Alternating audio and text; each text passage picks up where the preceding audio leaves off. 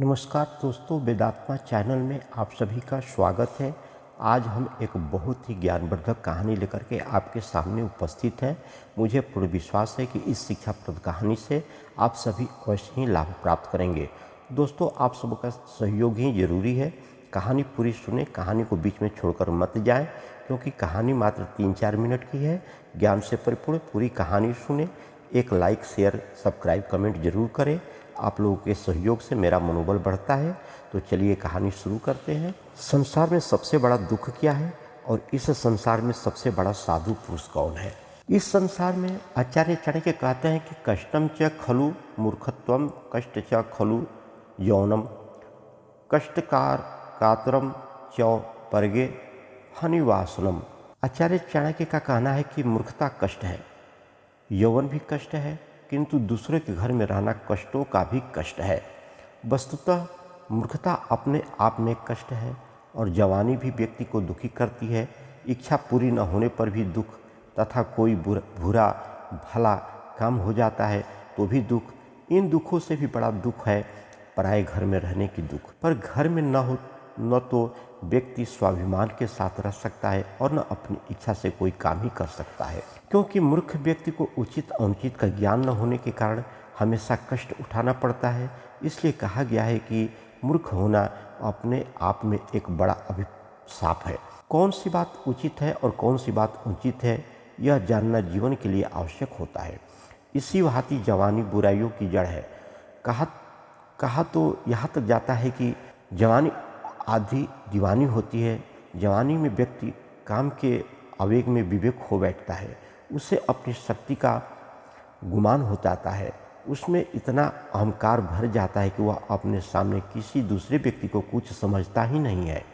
जवानी मनुष्य को विवेकहीन बना देती है, निर्लज बना देती है, जिसके कारण व्यक्ति को अनेकों कष्ट उठाने पड़ते हैं। ऐसे में व्यक्ति को यदि दूसरे के घर में रहना पड़े तो उसे दूसरे की कृपा पर उसके घर की व्यवस्था का अनुसरण करते हुए रहना पड़ेगा। इस तरह से वह अपनी स्वतंत्रता गंवा देता है। तभी तो कहा गया है कि पराधीन सपने सुख नाही, इसलिए इन पर विचार करना चाहिए। साधु पुरुष कौन है संसार में? तो कहा जाता है कि शैले शैले न मणिक्यम, मणिक्यम न गजे गजे, साध्वे न ही सर्वत्र चंद्रम न बने बने। अर्थात चाणक्य ने कहा है कि न प्रत्येक पर्वत पर मणि माणिक्य ही प्राप्त होते हैं, न प्रत्येक हाथी के मस्तक से मुक्ता मणि ही प्राप्त होती है। संसार में मनुष्य की कमी न होने पर भी साधु पुरुष सब जगह नहीं मिलते। इसी प्रकार सभी वनों में चंदन के वृक्ष उपलब्ध नहीं होते। यहाँ अभिप्राय यह है कि अनेक पर्वतों पर मणि माणिक्य मिलते हैं, परंतु सभी पर्वतों पर नहीं। ऐसा विश्वास किया जाता है कि कुछ हाथी ऐसे होते हैं जिनके मस्तक में मणि विद्यमान रहती है, परंतु ऐसा सभी हाथियों में नहीं होता है।